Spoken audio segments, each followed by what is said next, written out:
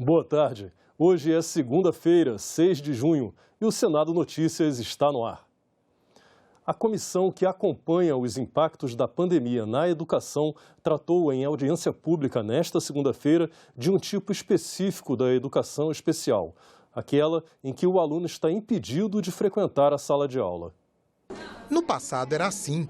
Se por uma questão de doença, cirurgia ou internação hospitalar, o aluno não podia frequentar a sala de aula, podia acabar perdendo o ano. Mas isso mudou. Quando o aluno não pode ir à escola, a escola tem que dar um jeito de ir até o aluno, até mesmo no hospital. Mas o que está na lei enfrenta problemas aqui e ali e a velha falta de recursos. O modelo que é posto às vezes não atende. Então, a gente tem que sim ter alternativas para não deixar ninguém de fora, né? Nenhum aluno de fora.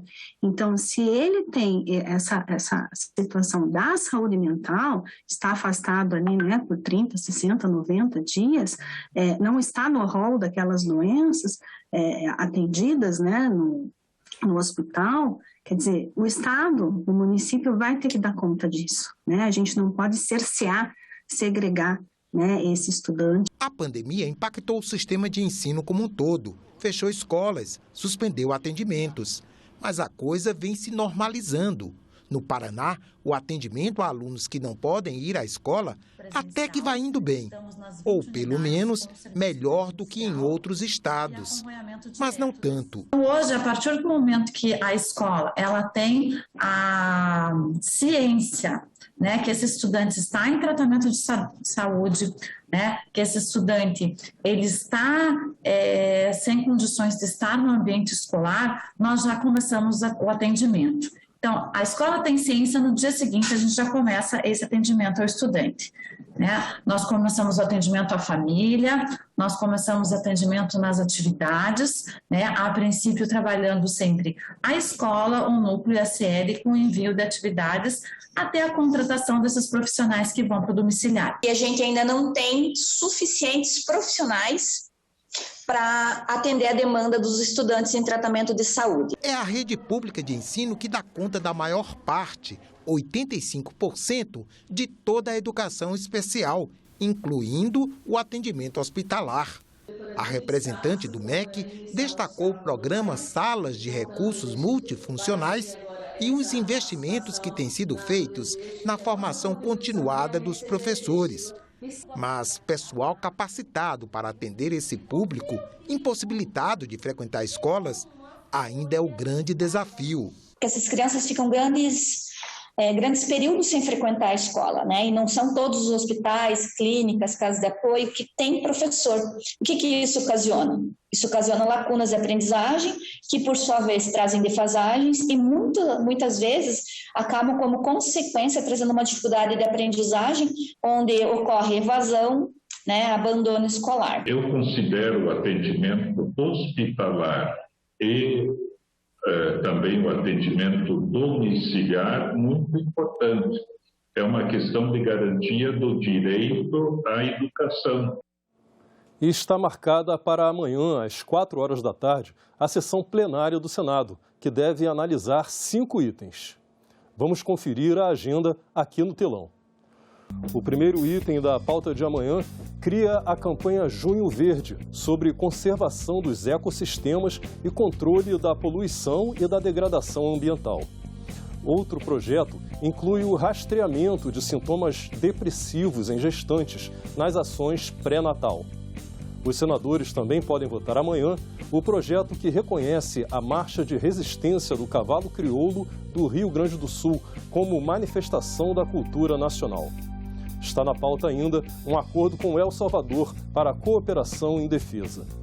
E um outro acordo internacional sobre trânsito de serviços aéreos. Como vimos na agenda, os senadores podem votar amanhã um projeto que cria a campanha Junho Verde. O objetivo é chamar a atenção para a importância da sustentabilidade. Por causa dessa campanha de conscientização, o Senado está com uma iluminação especial da cor verde até o fim do mês. A nova iluminação marca o início da campanha Junho Verde, que alerta sobre a importância da conservação dos ecossistemas, do controle da poluição e sobre a degradação dos recursos naturais.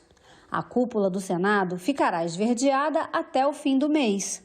A proposta de criação da campanha Junho Verde altera a Política Nacional de Educação Ambiental em âmbito federal, estadual e municipal, para divulgar a importância da preservação ambiental na vida das pessoas. A importância do meio ambiente saudável, da poluição do ar, da poluição das grandes cidades, enfim, todos os tipos de contaminação e poluição que incute na maior adoecimento da população, não é? E da destruição desse patrimônio inestimável que nós herdamos de muitas e muitas gerações. Ele é muitíssimo importante. O projeto também determina que os meios de comunicação do Senado deem prioridade a informações sobre políticas públicas, campanhas educativas e iniciativas como projetos de proteção e preservação ambiental, com ênfase em boas práticas de sustentabilidade. Uma cerimônia em Petrópolis lançou na sexta-feira um site especial do Senado para comemorar o bicentenário da independência do Brasil. A página na internet tem recursos interativos, vídeos, iconografia, podcasts e documentos históricos.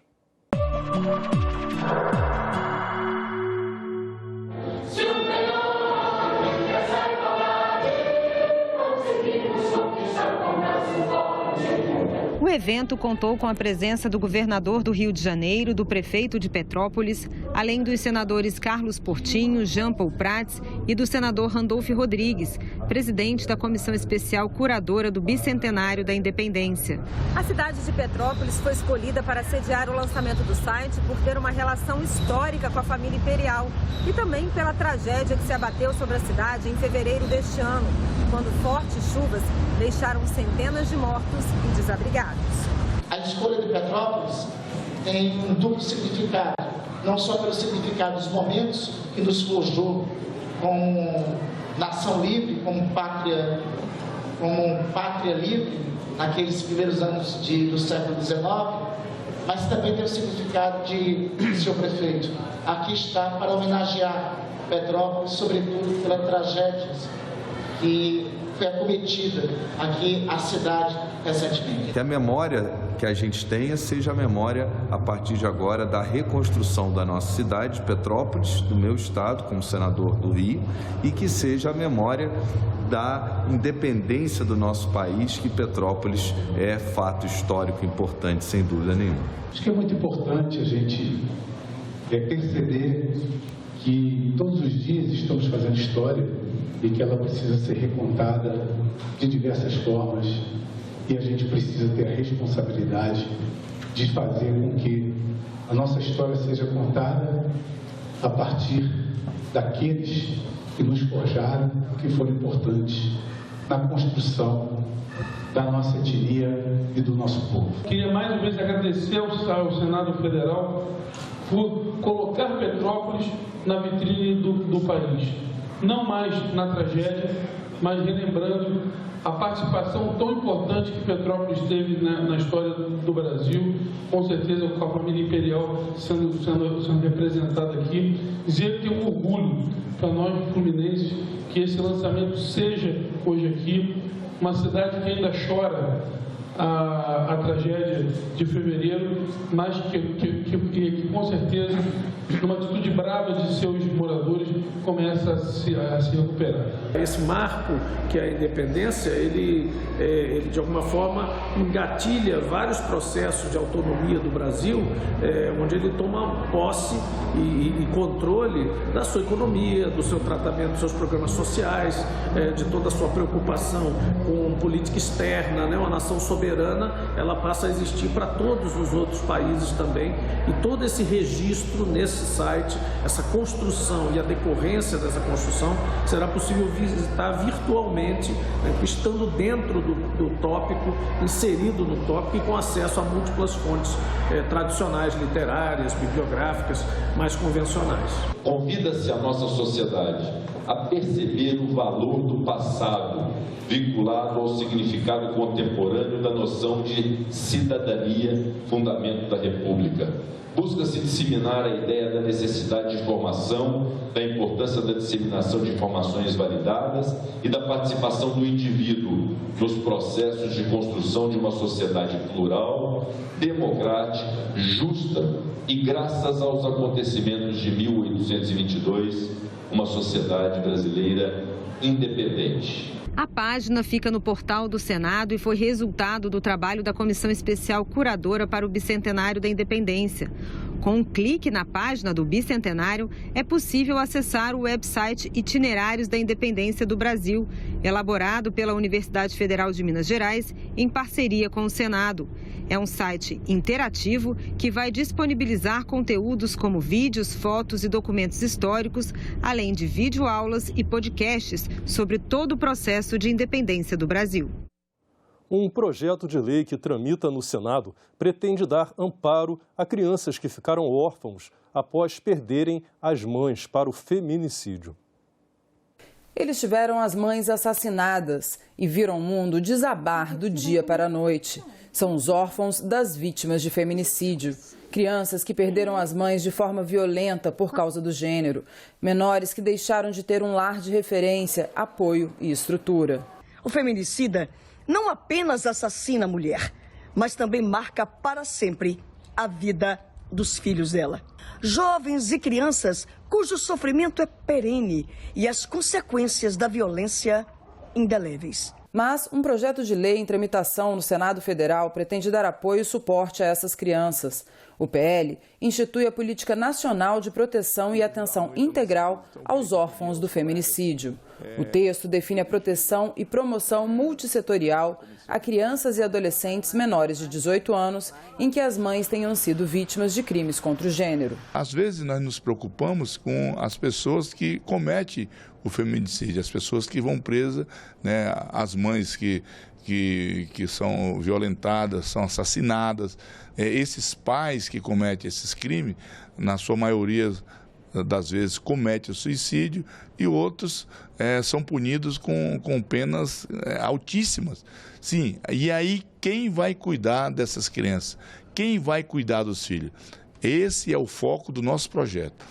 A nossa proposta é que o governo federal ampare essas crianças. Esse projeto de lei se baseia em algumas diretrizes que aqui destaco. A priorização dos órfãos em programas, projetos e ações sociais no âmbito federal.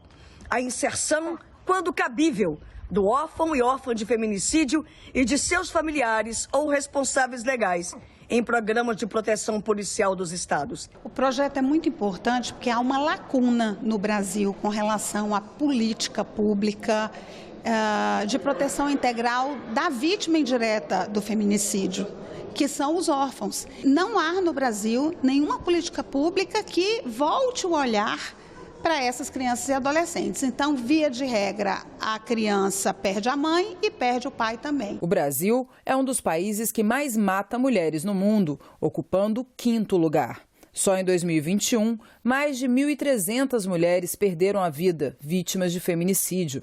Em média, uma mulher é morta a cada 8 horas. São mais de 25 casos por semana. E mais de 97% das vítimas foram mortas por um companheiro atual, antigo ou outro parente. E em 2021, o feminicídio deixou 2.300 órfãos no Brasil. No Brasil também, a maior parte das mulheres vítimas de feminicídio, elas são de famílias que já estão numa situação de vulnerabilidade, que são mulheres que têm pouca renda ou que não têm renda, de baixa escolaridade, e essas crianças ficam ainda mais vulnerabilizadas. O Estado, portanto, falha quando deixa de dar proteção e garantir a vida dessas mulheres e continua falhando porque deixa de assistir esses órfãos. Denuncie. Ligue 180. O Senado deve analisar nesta semana a medida provisória que muda a incidência de PIS/COFINS sobre o etanol e permite a venda direta do produto aos postos, numa tentativa de baratear o preço do álcool combustível. O caminho que o álcool usado como combustível percorre da produção, ou seja, das destilarias, até o tanque dos consumidores, passa pelo distribuidor, o que acaba contribuindo para o aumento do preço final. No ano passado, o Congresso aprovou uma medida provisória que permitia a venda direta de etanol dos produtores e importadores para os postos, sem passar pelo distribuidor. Mas esse trecho da MP foi vetado pelo governo, porque durante a tramitação foram incluídas as cooperativas de produção e de comercialização, que já tinham direito à redução de PIS/COFINS em suas operações. Segundo o governo, isso geraria uma renúncia fiscal sem previsão orçamentária. Essa nova MP, já aprovada pela Câmara e que começa a ser debatida no Senado, volta a permitir que empresas comercializadoras e importadores de etanol hidratado vendam o produto diretamente aos postos de combustíveis sem ter de passar pelas distribuidoras. A medida exclui restrições comerciais da cadeia produtiva do etanol hidratado e provoca uma reorganização dessa cadeia. Como resultado, permite, por exemplo, que o agente produtor desse combustível comercialize diretamente com o revendedor varejista, como também com o transportador, revendedor retalhista e com o mercado externo. O Fórum Nacional Sucroenergético, que reúne produtores de cana, açúcar e etanol, comemora a nova MP. O nosso produto, o etanol hidratado, ele não tem nenhuma modificação até chegar ao consumidor, até chegar aos tanques dos veículos. E dessa forma, então, foi proposto que a gente regulasse, então, a venda direta de etanol hidratado do produtor diretamente para o posto revendedor e dessa forma poder dar mais eficiência a todo esse processo. A medida provisória também faz ajustes na cobrança do PIS/PASEP e da COFINS sobre a cadeia de produção e de comercialização do etanol combustível. Com essa diminuição do PIS/COFINS, o governo federal tenta diminuir o preço do álcool na bomba, e aumentar a concorrência, coisa que não conseguiu só com a medida provisória do ano passado. E esse ano é a tentativa com a redução de impostos. O texto também autoriza as cooperativas de produção a participarem dessa venda direta. Estabelece regras de tributação para a venda direta aos varejistas. O texto também estabelece uma sistemática tributária aplicável à venda direta de etanol pelas cooperativas de produção e comercialização, equalizando a carga tributária dessas vendas realizadas pelas cooperativas com as efetuadas pelas demais pessoas jurídicas, evitando-se assim distorções concorrenciais. E outra medida sobre combustíveis está nas mãos do Congresso. A que anula até o fim do ano créditos tributários para empresas que compram combustível para uso próprio. O benefício havia sido estabelecido por uma lei complementar aprovada pelo Congresso. Para tentar frear o aumento nos preços dos combustíveis, pressionados principalmente pela guerra na Ucrânia e aumento do dólar, o Congresso aprovou em março deste ano mudanças nas regras de cobrança de ICMS de produtos como gasolina, diesel, biodiesel, etanol e gás. A tributação passou a ser em uma única fase da cadeia e a alíquota calculada sobre o valor unitário do produto. No caso da gasolina, sobre o litro e não sobre o preço final. A lei complementar, sancionada sem vetos pelo governo, também estabeleceu isenção de PIS/PASEP e COFINS sobre esses produtos até o final deste ano e ainda concedeu às empresas que compram combustíveis para uso próprio créditos para abater outros impostos devidos à Receita Federal, o que beneficiaria empresas de ônibus e de aviação, transportadoras e outras. Essa lei complementar, ela fala então do fim do efeito acumulativo, do imposto de circulação de mercadorias e serviços, ICMS, que é estadual, e tenta criar mudanças também para zerar a incidência de PIS, PASEP e COFINS e oferecer crédito tributário para as empresas que operem com os derivados do petróleo, com a gasolina, com o diesel e com o gás. A medida provisória editada pelo governo retira da lei a possibilidade de concessão de créditos tributários a essas empresas. Segundo o Ministério da Economia, essa medida aumentaria ainda mais as perdas com a isenção de PIS/COFINS calculadas em quase 17 bilhões de reais este ano. Para este economista, o problema dos combustíveis tem muito mais a ver com a política de preços da Petrobras e defende que a solução é mudar essa política. Na verdade, quer dizer, se o governo quisesse resolver o impacto negativo da inflação, o impacto negativo sobre o orçamento das famílias, das empresas, derivados dos aumentos dos preços dos combustíveis, bastava mudar a política de preços da Petrobras, tá certo? E fazer com que a empresa passasse a explorar petróleo e refinar o petróleo nas suas refinarias. Tá certo? Porque o que está acontecendo é o contrassenso, quer dizer, a Petrobras exporta o óleo bruto e importa esses bens. Nesta semana, pode ser votada pelo plenário do Senado a Lei Geral do Esporte. Atletas estiveram no Senado na semana passada para apoiar a aprovação desse projeto. O projeto que institui a Lei Geral do Esporte foi aprovado pela Comissão de Educação, Cultura e Esporte no dia 26 de maio e seguiu para votação no plenário. A matéria recebeu o apoio de atletas que vieram ao Senado para expressar suas opiniões. Nós, atletas, a gente precisa ter voz e muitas vezes as nossas vozes, principalmente no feminino, não é tão respeitada.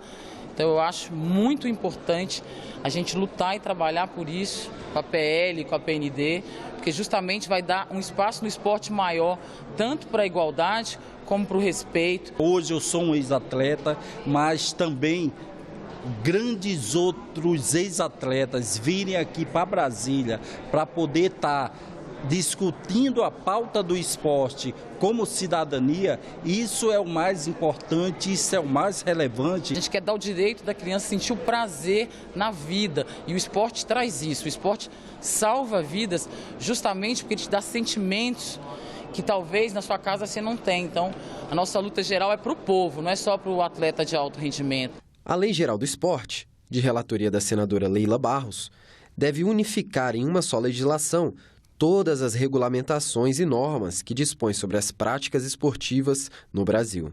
Além deste, outro projeto relacionado aos esportes também tramita no Senado, a Lei de Incentivo ao Esporte. 2 ícones do esporte aqui que nós temos no Senado, a senadora Leila, que relatou a Lei Geral do Esporte, que nós já pedimos preferência para ser votada em regime de urgência no plenário do Senado, e a Lei do incentivo ao esporte, que eu designei o Romário, e o Romário se comprometeu de fazer um relatório rapidamente para a gente votar novamente na Comissão de Educação, Cultura e Esporte e depois votar no plenário. Então, estamos muito felizes de estar dando essa contribuição significativa, expressiva pelo esporte brasileiro. Que as pessoas possam ver, caramba, se esse cara que tinha todas as desculpas de se fazer de coitadinho, de se fazer de vítima, se ele não fez isso, eu também posso ser esse campeão, seja no esporte, seja na vida.